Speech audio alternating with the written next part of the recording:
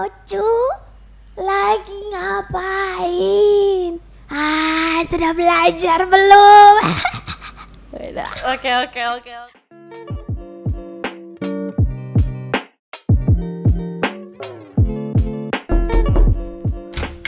Halo, selamat pagi, selamat siang, selamat malam semuanya buat pendengar podcast Kondang. Balik lagi di podcast Kondang episode terbaru. Jadi bersama saya Nadia di sini. Oke, jadi hari ini kita bakal kedatangan tamu. Nggak bakal, udah datang sih tamunya. Di sebelah saya, perempuan multi talent, teman kelas aku, Mbak Linda. Hai. Jangan nervous, biasa aja. Enggak Oke. nervous. Jadi boleh diceritain dulu nggak Apa nih? siapa Anda? Wow. Oke, nama saya Fitra Sahandasari, biasa dipanggilnya Linda. Tapi kalau di dunia teater dipanggilnya Catut. Oke, Orang-orang biasanya Catut. taunya Catut. Oke. Nah, terus sekarang itu lagi jadi ketua di salah satu teater, ya kampus lah ya gitu. Dan sekarang juga masih dan sampai ke depannya sih bakal terus aktif teater, dan sekarang juga mahasiswa di Universitas Amikom Yogyakarta. Oke. Universitasnya sama guys, satu kelas. Oke. Iya. Berarti Mbak Linda nih aktif di dunia teater ya? Yap. Oke. Jadi aku pengen tahu nih, kok bisa kenal sama dunia teater tuh dari mana? Oh ya. Sebenarnya nih awalnya lucu banget sih. Soalnya sebenarnya aku ikut teater itu dari semenjak aku di kampus. Jadi awalnya kenapa bisa tahu teater itu karena teman kelas ngambil formulir, terus aku disuruh daftar, dan baru situ aku masuk teater dan baru kenal. Sebenarnya kayak gitu. Oh. Jadi kayak kecemplung tapi beneran cinta. Oh, berarti kayak nggak sengaja ya? Nggak sengaja nggak dan sengaja. dan ternyata tuh cocok banget dan seneng banget, dan sekarang pun mendalami teater itu. Jadi gitu sih awalnya. Berarti pertamanya kayak cuma pengen coba-coba ya. Yang bikin kamu tertarik sama, aku pengen ikut ke UKM ini nih, kenapa? Nah, kalau misalkan mau masuk UKM-nya itu yang tadi itu, jadi kayak diambilin formulirnya sama teman. Tapi kenapa kalaupun aku nggak suka kan harusnya keluar ya. Iya. Nah, ini aku nggak keluar itu karena aku ternyata dalam diriku tuh aku senang berpura-pura. Ois. Nah, Aduh. seneng banget ternyata caranya tuh mendalami jadi peran seseorang, karena ternyata tuh di kehidupanku untuk kehidupanku itu apa ya, jadi kita tahu posisi orang itu tuh kayak gimana. Aku jadi merasakan jadi orang tuh kayak gimana, gitu nggak? Kayak posisi orang tuh tahu. Jadi, Selain menjadi kamu tuh, aku bisa menjadi orang lain tuh gimana rasanya tuh, iya. kamu suka itu. ya, itu bikin aku tuh jadi respect sama orang. Iya. Nah, itu sih yang paling ngena dari segi kehidupanku gitu, bermanfaatnya. Kayak gitu. Oke. Terus aku mau nanya lagi tentang, jadi kan berkutat di dunia teater nih. Jadi menurut kamu teater tuh apa? Oh, teater itu sebenarnya mungkin secara umumnya ya itu pertunjukan yang ada yaitu di panggung, sebuah pementasan, dan itu pasti ada naskah juga. Mungkin rada-rada mirip sih sama film, tapi dari segi teknis dan segi artistik ya itu mirip-mirip tapi jelas beda banget sih kayak gitu. Jadi dia itu sebuah pementasan pertunjukan yang ada di panggung, cuman panggung di sini tuh bukan panggung yang raging. Oh iya. Jadi sebenarnya panggung dari teater itu adalah dimanapun bisa jadi panggung. Misalnya cuma di sebelah pohon, terus ada lapangan jembar, itu bisa jadi panggung kalau di teater kayak gitu. Oke. Berarti secara garis besarnya perbedaan antara film sama teater tuh itu tadi itu ya? Iya. Antara kalau film gini, kalau itu gitu. Iya. Oke, kalau mau nanya tentang kalau misalnya selain teater pernah kayak terjun di dunia, kan teater kan masuk ke acting kan ya? Iya.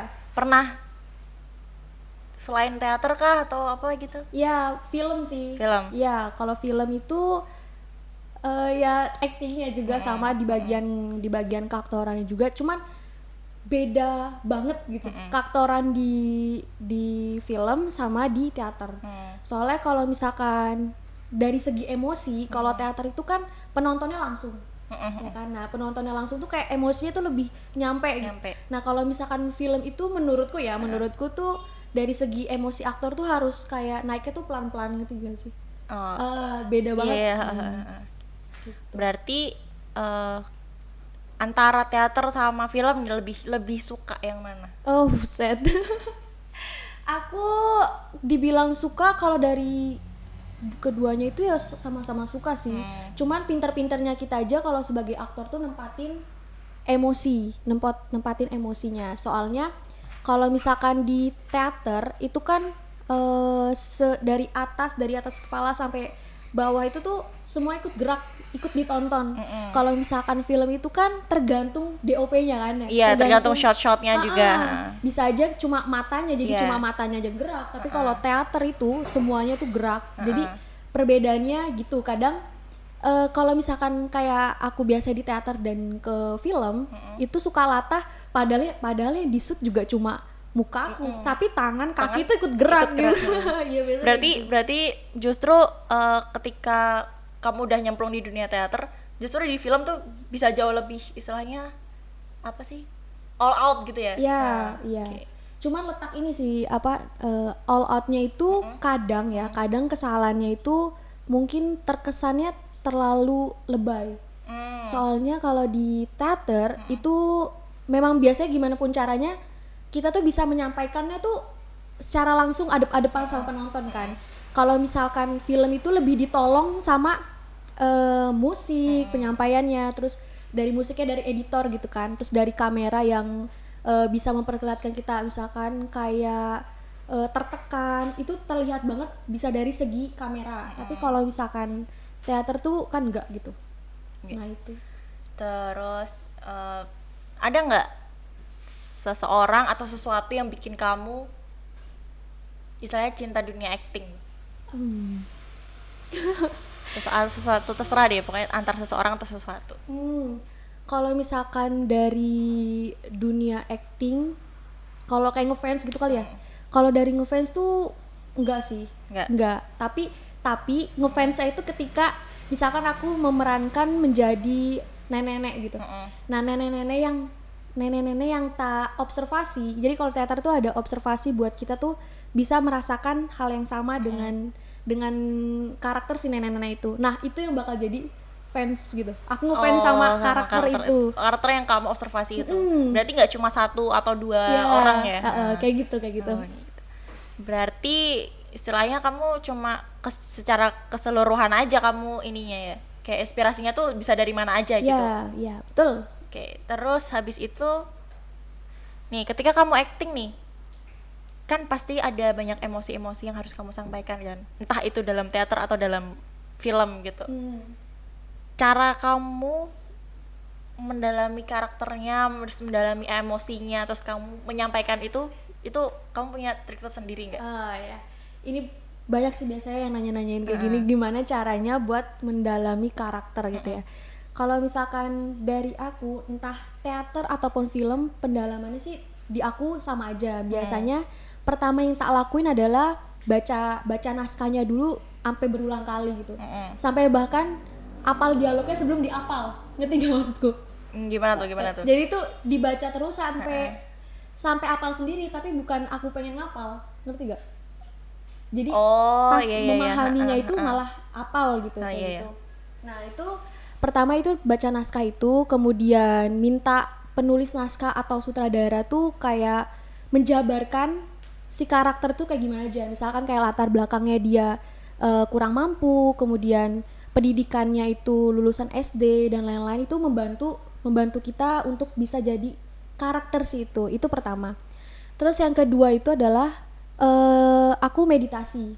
Jadi meditasiku tuh ya bisa sebelum mau tidur, terus kemudian bisa di tempat yang tenang kayak misalkan pantai atau pernah juga di air terjun kayak gitu, yang bisa denger tuh cuma airnya doang. Itu kayak melatih fokus gitu kan. Nah dari situ tuh di dalam hati tuh mulai membangun mulai membangun si karakter itu dengan cara kayak memanggil namanya, misalkan namanya Arumi misalkan ya. Iya, iya. Nah aku membangun namamu Arumi, karaktermu seperti ini, cara bicaramu seperti ini, berjalannya seperti ini. Bahkan meditasi kan biasanya kelihatannya tuh kayak diem doang gitu kan. Iya, Ya, tapi kalau meditasi versiku itu meditasi yang kayak harus jalan sambil meragain aku tuh jalannya seperti apa. Oh, kamu jadi lebih kayak bener-bener udah kamu anggap kalau aku tuh ya dia gitu. Ya, itu ngebayangin sih, itu imajinasi sebenarnya. Kayak misalkan dengan memfokuskan nanti di pintu itu bakal ada karakter yang bakal masuk ke aku, kayak gitu-gitu, itu imajinasi. Terus yang ketiga itu untuk kayak marah, nangis gitu kan. Itu biasanya aku harus pertama tadi sih menjadikan aku karakter itu, kita tahu masalahnya apa yang membuat nangis, tapi biasanya ya kalau misalkan aku sharing tuh biasanya tuh orang kalau mau nangis itu nginget ibu misalnya. Ya nginget ibu, terus sayangnya sama ibu gitu-gitu kan, padahal misalnya dia nangis karena setelah diperkosa misalnya, itu kan udah beda emosi sebenarnya, walaupun keluarnya pun nangis, tapi pasti kelihatannya beda. Iya, kelihatannya beda. Misalkan kayak orang kalau misalkan nangis karena orang tua itu kan timbul emosi itu ya sayang. Kalau yang tadi contohnya saya diperkosa itu kan lebih munculnya nangis yang depresi kayak gitu-gitu. Terus ini sih sama biasanya aku punya lawan main kan. Nah, itu biasanya lawan main pun itu memicu karakterku juga. Kayak membantu aku untuk kayak gitu. Jadi ya namanya pementasan misal gitu atau film-film itu saling mempengaruhi sih satu lingkarannya. Kayak gitu sih cara-caranya gitu ya. Terus ngomong soal karakter, pernah bawain karakter yang kayak gimana aja? Karakternya pernah itu aku jadi nenek-nenek umur 81. Ya, jadi itu dari dari suara aja tuh udah rumit banget kan. Suara nenek-nenek itu kan astagfirullahaladzim susahnya. Aku latihan jadi nenek-nenek itu sekitar 1,5 bulan karena dari postur sama suara. Itu paling susah itu suara nenek-nenek. Dan tapi sekarang enaknya ya jadi aset, aku bisa suara nenek-nenek. Oh iya, benar-benar gitu. Bisa. Jadi kayak wah, ini Linda bisa suara nenek, Linda aja yang jadi nenek kayak gitu. Iya kayak gitu. Terus yang kedua itu pernah jadi peran umur 27 tahun itu jadi peran yang dia itu centil. Dia centil, terus dia juga wanita penggoda. Terus dia juga seorang penari. Jadi ceritanya itu tentang menarikan sebuah tradisi di sebuah lebih tepatnya sih di Blora gitu ada gitu. Terus ada suatu kebudayaan gitu, terus kamu jadi penarinya gitu. Ya, dan itu paling berkesan karena kenapa? Aku nggak pernah nari dan karena karakter itu aku harus bisa nari. Dan itu luar biasa. Berarti bisa bikin kamu jadi belajar suatu hal yang baru juga ya. Itu. Terus aku pernah jadi meranin tukang bengkel tapi cewek. Dan montir cewek ya? Ya, logatnya tapi Betawi. Oh, ya kan nggak jauh beda kan? Sih, aku nggak punya logat soalnya. Jadi logat. kayak lebih mudah gitu. Ya pas itu Betawi dengan karakterku yang tomboy kayak gitu-gitu. Nah terus pernah juga jadi perempuan yang di era-era 90-an kayak gitu dengan caraku bicara yang kalem dan aku orang yang ngablak kayak gitu. Terus dengan apa lagi ya, pokoknya dengan cara wanita desa kayak gitu-gitu kan lumayan susah ya. Iya. Terus sama yang terakhir itu aku pernah meranin yang terakhir ini Andin itu, yang dia itu orangnya buta terus dia juga punya kasus yang itu dilecehkan kayak gitu-gitu, dan itu mendalaminya yang paling susah itu ini sih adegan-adegan yang harus nangis Itu. Itu. Itu. Itu pertama kali kamu adegan nangis atau sebelumnya pernah tapi beda emosi atau gimana? Iya, sama nangis tapi beda emosi. Iya. Susah yang mana tuh? Susahnya yang Andin ini. Ya. Kenapa? Susahnya karena memposisikan diri menerima sebagai aku yang buta. Itu kan susah banget. Padahal aku yang melihat kenyataannya gitu kan. Terus sama yang kedua itu untuk merasakan aku tuh disakiti, aku tuh dilecehkan. Itu hal yang susah karena kenyataannya pas di syuting pun nggak digituin gitu. Dan susahnya tuh itu sih ngembangin rasa sakitnya kayak gitu yang susah. Okay.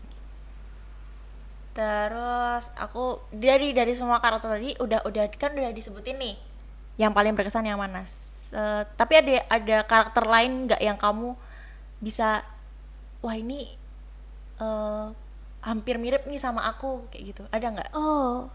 Yang paling mirip itu kayaknya nggak ada deh. Nggak ada. Semuanya bukan karakterku. Tapi kalau yang paling berkesan itu karakternya yang nenek-nenek. Karena latihannya susah.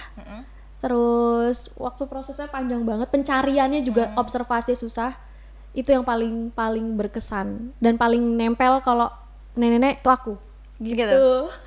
Bisa nggak dicontohin? Ya bisa. Ngomong apa ya? Ya. Contoh ya. Halo cu, lagi ngapain? Sudah belajar belum? Oke, mantap. Gila. Bisa ya? Kok bisa kayak gitu ya? Keren. Terus abis itu aku mau nanya nih tentang ngikutin ini nggak, perkembangan teater gitu nggak? Kalau perkembangan teater ya ngikutin. Suka nonton teater gitu nggak, pertunjukan lain-lain gitu? Iya nonton. Yang paling menurut kamu yang paling bikin kamu, wah ini keren banget ini pertunjukannya gini. Kalau misalkan yang paling berkesan itu yang Kakus, judulnya Kakus. Itu karyanya Wahyana Giri. Jadi dia nyeritain tentang sindiran ke rakyat Indonesia gitu, yang tapi di visualkannya, diceritakannya lewat ngantri WC. Iya. Itu kayak apa ya, sindirannya nggak secara langsung tapi jadi lucu, tapi itu punya makna, dan menurutku itu keren banget karena setnya cuma satu gitu kan, cuma WC doang, tapi itu bisa memberikan pesan yang banyak gitu dari cuma ngantri WC. Iya, kayak gitu. Itu kayak kehidupan banget kalau kayak gitu. Dari satu kejadian aja bisa menghasilkan banyak makna gitu. Iya. Terus selain itu, kalau yang Kakus ini tadi itu teater terbuka atau dari kayak mana atau gimana? Pas itu teater Kakus itu dipentasin kemarin sama Dinas Kebudayaan Yogyakarta pas itu. Dan itu aktor-aktornya itu beberapa dari aktor luar yang digabungkan gitu loh. Gitu. Terus udah berapa kali, misalnya berapa cerita yang kamu teater kan apa ya? Misalnya udah berapa judul yang kamu bawakan di teater? Berapa judul? Artinya aku yang buat naskah? Iya, yang nggak buat naskah, kamu yang meranin atau kamu yang pentas atau apa gitu? 8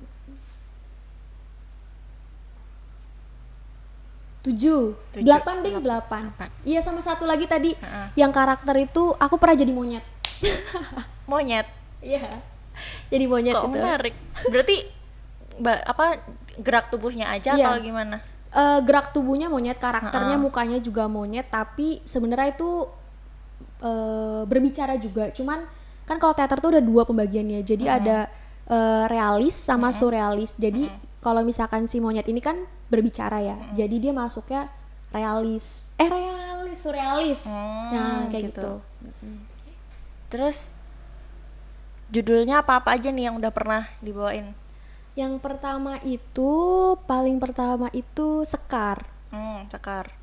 Sekar, terus yang kedua itu Kakus. Terus yang ketiga itu apa namanya? Apa sih monyet? Yang monyet itu tuh loh kok aku lali Yon. Santai. Aduh aku lupa supaya itu yang monyet itu pas itu tampilnya bukan teater Manggar sih. Jadi sebut Manggar nggak apa-apa ya guys. Gak apa. Jadi teater apa namanya ikut acara di luar gitu. Nah terus abis itu ceritanya tentang warung viral. Warung viral itu udah berapa ya? Udah 4. Udah terus warung viral, kemudian ada Juminah. Terus itu ada apa lagi ya? Kok aku lali ya Mbak? Gak apa-apa. Apa lagi? Kalau yang terbaru yang habis dipentasin itu yang warung viral. Warung viral. Nah itu juga itu sih aku pertama kalinya juga di teater menulis naskah sama jadi sutradara di situ.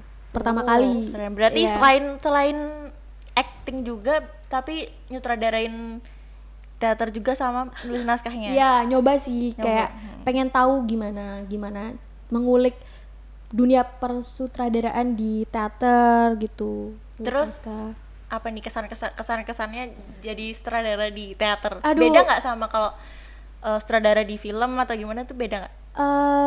Kalau di film aku belum pernah jadi sutradara sih. Cuman kalau misalkan yang aku rasain pas aku jadi sutradara itu yo cenangel.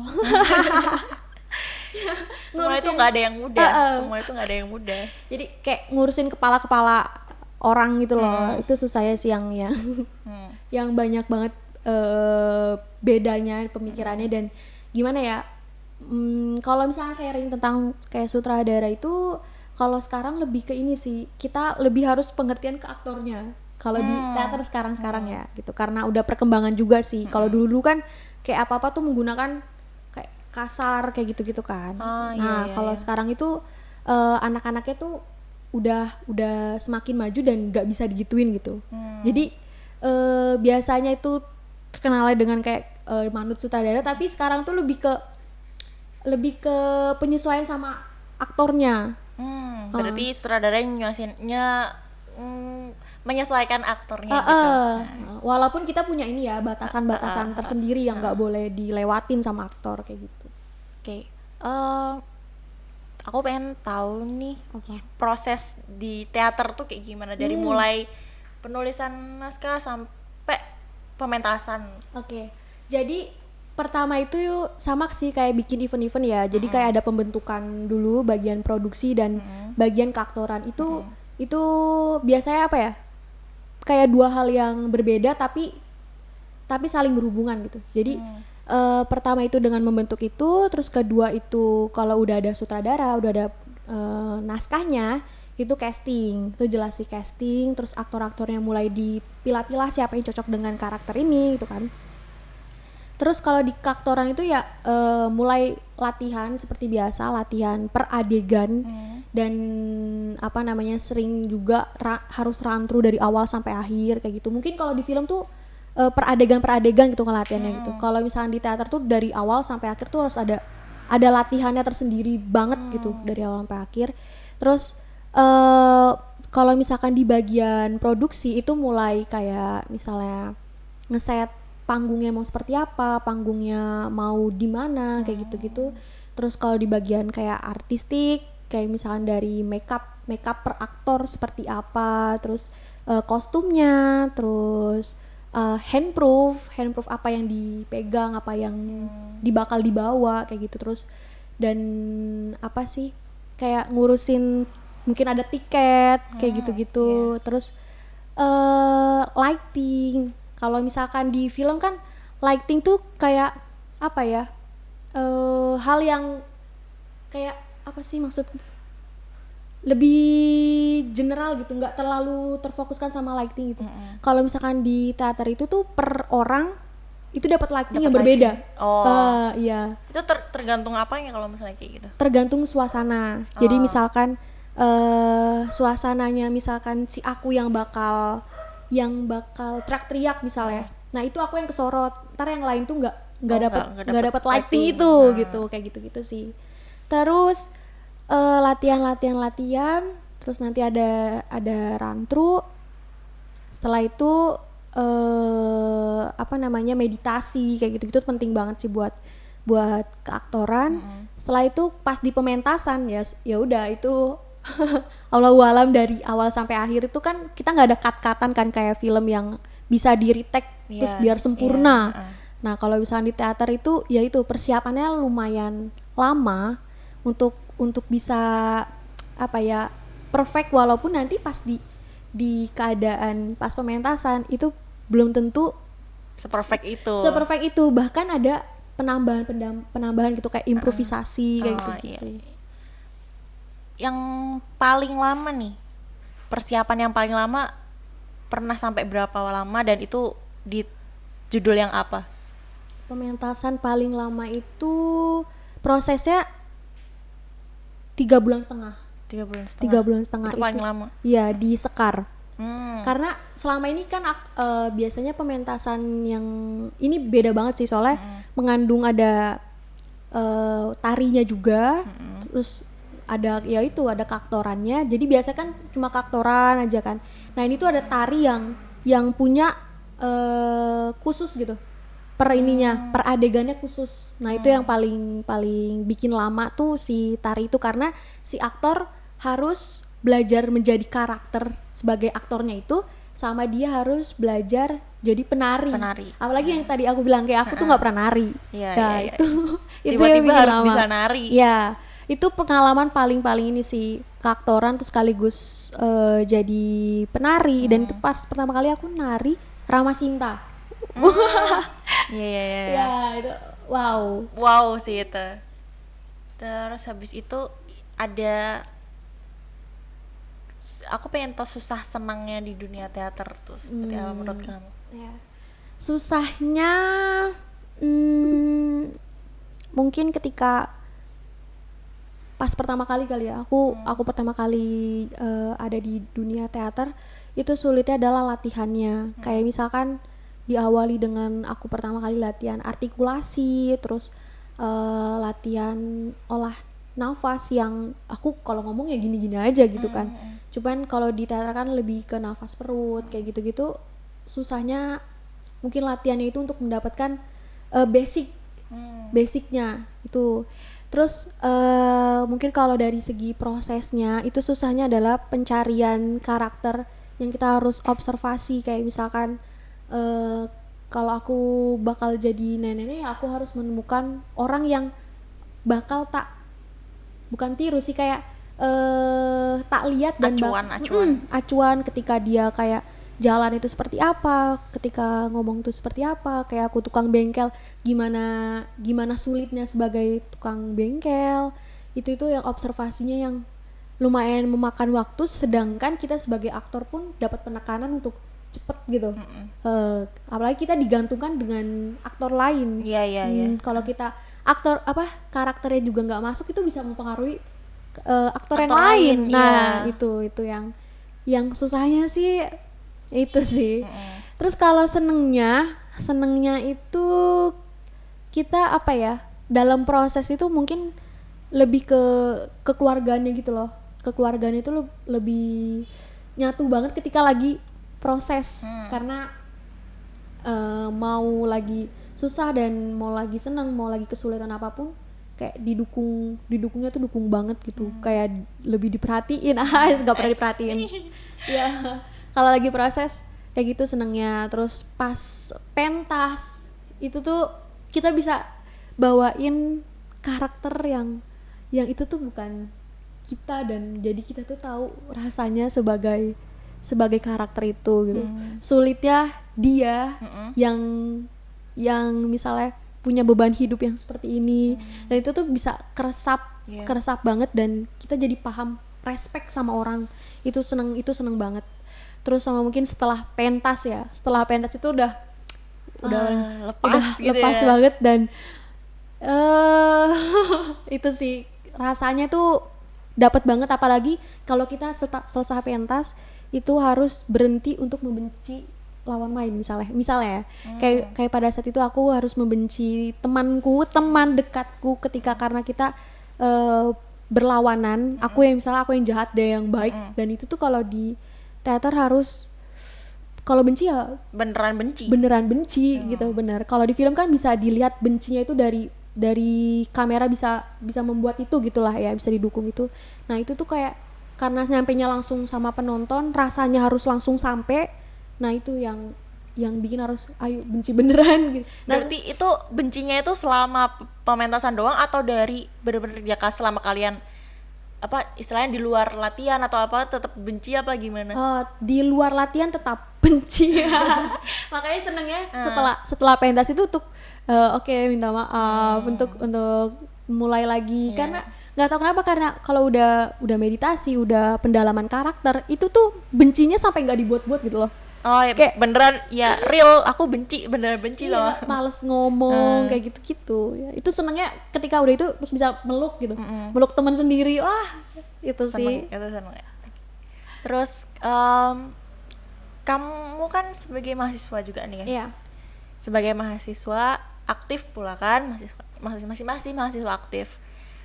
Pembagian waktunya gimana nih antara teater dan kuliah dan lain sebagainya, dan kita tahu kuliah itu tidak mudah. Tugas gak cuma satu doang tapi banyak banget dan menjamur. Gimana bagi waktunya gimana sama teater? Kalau lagi proses pentas, dan apalagi pernah juga lagi UAS kayak gitu, lagi proses juga, biasanya sih kalau di teater latihannya tuh mesti malam, karena kalau dari pagi sampai sore kuliah gitu kan. Nah cuman malamnya itu harusnya bisa dipakai buat ngerjain tugas gitu kan ya. Nah itu sih kalau menurutku, aku bagaimana caranya ya itu udah jadi tanggunganku gitu loh. Ketika aku berani untuk berproses di teater, dan aku juga kewajibanku sebagai mahasiswa, yaitu mau nggak mau aku harus kerja 2 kali lipat gitu. Nah, jadi kalau misalkan latihan itu kan pasti capek banget, tapi mau nggak mau ya harus dikerjakan gitu. Kalau nggak biasanya langsung tidur tapi bangun subuh buat ngerjain. Dan satu lagi sih mungkin gimana cara bagi waktunya dan bakal kekejar itu dengan cara kalau lagi kuliah tuh kuliah beneran. Ngerti gak sih? Oh iya berarti bener-bener ketika kamu lagi kuliah ya fokusnya kuliah aja, nggak mikirin yang lain-lain gitu. Ya, soalnya kalau aku kuliahnya tuh udah nggak bener, terus ketika aku mau ngerjain tugas setelah aku latihan kayak gitu, itu tuh kalau aku nggak paham, nyarinya itu 2 kali lipat gitu loh. Nyari pahamnya dulu baru ngerjain tugasnya. Tapi kalau misalkan kuliahnya udah aku paham, jadi aku tinggal ngerjain tugas gitu. Jadi nggak membuang waktu banyak. Jadi lebih gampang lah gitu ketika ngerjain tugasnya gitu ya. Oke, bisa itu bisa ditiru buat teman-teman yang kesulitan membagi waktu kayak gitu. Terus aku mau nanya nih, ini kan kita kan lagi ada virus menyebalkan ini kan. Berarti kan kuliah aja online kan, dan kita nggak bisa ketemu langsung dan sebagainya. Buat dunia teater sendiri, khususnya kamu teater yang sedang kamu ikuti gimana? Terakhir kali itu kita pentas yang Warung Viral, itu juga streaming di YouTube, itu online juga. Dan itu kesulitannya adalah kita itu sebenarnya basicnya lebih ke pementasan langsung, tapi kita malah mikirin tentang kamera juga, gitu kan. Ya itu online, dan terakhir kali itu kita pentasnya di desa, dan itu juga ya sama lah pakai protokol kesehatan dengan masker dan lain. Cuman pas pentas kita nggak pakai masker sih, walaupun nyinggung soal corona. Ya, berarti ceritanya yang Warung Viral ini tentang corona juga atau gimana? Bukan sih, itu tentang tradisional dan modern yang saling bertabrakan, tapi di sela-sela intinya itu ada kayak guyonan tentang corona gitu lah, lagi corona kok nggak pakai masker, ngono-ngono lah. Kayak gitu. Tetap tetap sesuai dengan anjuran pemerintah sih. Kalau online ya online. Kalau ya online. Jadi kalau nggak boleh ada. Sebenarnya nggak boleh ada kan. Sebenarnya nggak boleh ada. Cuman gimana caranya kita teater bisa berdiri Tetap hidup. di pandemi, ya itu sih dengan tetap berlangsung tapi tidak mengundang kerumunan kayak gitu. Dan kita latihan pun sebisa mungkin, kalaupun gak ada adegan yang harus bersentuhan gitu, itu ya jaga jarak tetap kayak gitu. Tadi kan kamu sempat bilang nih jadi sutradara sekaligus penulis naskah Dan sekaligus aktor pada saat dan itu. sekaligus aktor pada saat itu. Itu yang orang viralin atau Iya, yang orang viral. viralin? Ketika kamu menjadi penulis naskah nih, kamu dapat inspirasinya dari mana gitu? Kalau biasanya itu paling cepet ya, itu menemukan ide tuh dari kegiatan sehari-hari dan atau kejadian-kejadian masalah sehari-hari kayak gitu. Kalau misalkan yang warung viral ini, itu aku temuin dari pertamanya itu kan kita mau ada kolaborasi sama gamelan di desa itu. Jadi ceritanya Komunitas gamelan atau komunitas gamelan gitu. Nah, terus aku gimana caranya bisa, kalau itu sih pas itu ya gimana caranya supaya aku bisa memasukkan gamelan itu gitu. Jadi kolaborasi sama kami yang teater. Nah, itu gimana caranya biar gampang, biar simple, dan prosesnya juga nggak bisa lama-lama karena terlalu banyak intensitas kan ya bahaya juga bagi kita gitu kan. Terus itu sumbernya pada saat itu adalah aku melihat anak-anak kecil di desa itu. Iya, jadi itu di situ ramai banget anaknya ramai banget, dan mereka itu ya dolanan anak. Tapi ya banyak juga yang kayak mereka tuh godain kita kayak lihat HP-nya gitu-gitu. Nah, itu kan terus aku mulai dari situ mulai mikir, aduh gimana ya biar gamelan tuh bisa masuk. Akhirnya aku inspirasi dari dolanan itu yang tradisional, terus aku tabrakin masalahnya dengan modern yang sama-sama tuh tradisional mengunggulkan. Ada kan ya positifnya si dolanan tradisional untuk dilestarikan gitu kan. Terus ada juga yang modern yang memang kita juga nggak bisa ketinggalan karena kan itu juga perkembangan kan ya. Nah, terus itu juga relate dengan keadaan sekitar kita, kayak kita juga jarang ngobrol misal cuma karena megang HP. Nah, itu benar-benar. Itu jadi kesempatanku untuk menulis naskah itu, untuk mengangkat itu juga sebagai pengingat diriku sih. Bener, Inspirasi dari situ. Oke, terus aku pengen tahu tentang Apa? ntar aku juga mikir nih, kalau misalnya orang-orang yang pengen masuk ke dunia teater itu harus mulai dari mana? Mulai dari hati sih. Bener sih, nggak salah sih sebenarnya, nggak salah. Iya, soalnya banyak yang tahu tentang teater, banyak yang menyukai atau kritik naskah teater, terus bentuk pementasannya. Tapi jarang yang memang nyemplung langsung di teater, dan menurutku itu emang harus ya menggunakan hati sih. Gitu sih. Soalnya aku pun nggak berekspektasi aku bakal ikut teater, tapi karena hatiku udah kecantol, keburu cantol, ya itu mulainya. Mulainya sih kalau tips-tipsnya misalkan mau jadi anak teater kayak gitu, ya mulailah dengan mencari informasi dan apa sih teater tuh bla bla bla bla, terus mungkin dengan ikut komunitas kayak gitu untuk nyobain beneran gak sih aku suka teater. Oh gitu. Berarti istilahnya nyemplung dulu lah, cobain dulu beneran suka apa enggak. Kalau enggak ya, kalau suka lanjutin, enggak ya udah. Ya udah gitu. Itu pilihan juga kan ya. Nggak bisa dibohongin juga hati, ya kan? Bener juga, Bos. Aku pengen tahu nih, kamu ngikutin perkembangan teater Indonesia gitu nggak? Kalau perkembangan Indonesia secara luas sih enggak sih, cuma di kalanganku aja sih. Kayak misalkan kayak di Jogja itu kan ada Omah Teater Jogja. Jadi kayak isinya itu teater-teater kampus, komunitas itu tuh kayak digabung jadi satu. Itu kita biasanya sharing-sharingnya tuh dari situ sih kalau itu paling Terus dekat. ada kepikiran mau nyemplung ke teater yang lebih ini nggak, kan sekarang masih saya masih level kampus lah, pengen nyemplung ke yang lebih gede gitu. Oh, mungkin dari segi pementasan ya. Soalnya kalau misalkan dibilang teater lebih besar gitu, menurutku itu tergantung kitanya tuh mau sebesar apa. Jadi bukan dari teaternya.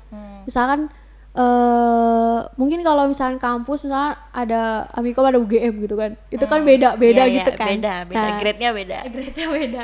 Tapi menurutku kalau di teater itu tergantung sama kitanya mau sebesar apa. Kita mau sebesar gunung misalnya, itu ya kita sendiri yang bisa mengembangkan itu kita bisa di teater itu. Menurutku kayak gitu. Dan mungkin kalau misalkan pertanyaannya untuk sebuah pementasan yang lebih besar itu jelas mau banget gitu sih. Tapi kalau dari pindah teater atau gimana itu enggak sih, paling sharing sama teater luar yang itu bisa aku bawa ke teaterku dan bisa sharing ke teman-teman gitu. Oke. Tuh. Kayaknya ini durasi udah mulai menipis. Aku juga udah lelah. Curhat dong. Pertanyaan terakhir deh, last Apa? question. Bukan pertanyaan sih, ini aku pengennya kamu ngasih istilahnya sepatah dua patah kata untuk teman-teman di sana yang sepertinya tertarik, nggak sepertinya, yang sekiranya tertarik sama dunia teater. Oke. Kayak quotes bijak itu kah?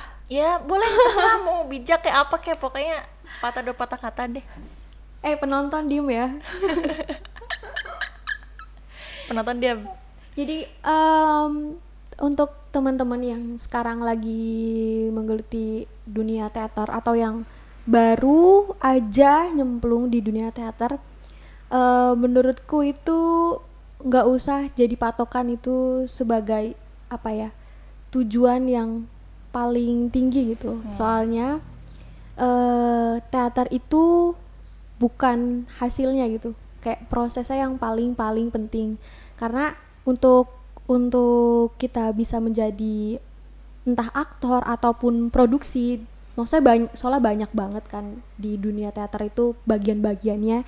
Untuk apapun juga prosesnya di dunia teater itu tuh bener-bener harus diresapi, karena percuma ketika misalnya kita contohnya jadi aktor, kita cuma sembarang menjadi aktor dan gimana cara kita menghasilkan karakter itu menurutku hal yang salah sih. Karena yang paling penting itu adalah rasanya menjadi dia, yang karakter yang kita resapi. Jadi kalau serius ya langsung serius aja gitu. Kalau misalkan setengah-setengah bayar aja. Bayar aja. Jangan Sayang, setengah-setengah. Intinya jangan emang. setengah-setengah. Gitu. Iya. Oke. Jadi kita udah di akhir acara. Oke. Udah. Makasih banyak udah Iya. mengisi podcast Kondang kali ini. Oke. Jangan kapok-kapok ya. Enggak dong. Mantap. Oke. See you next video, see you next episode. Dah. Bye bye.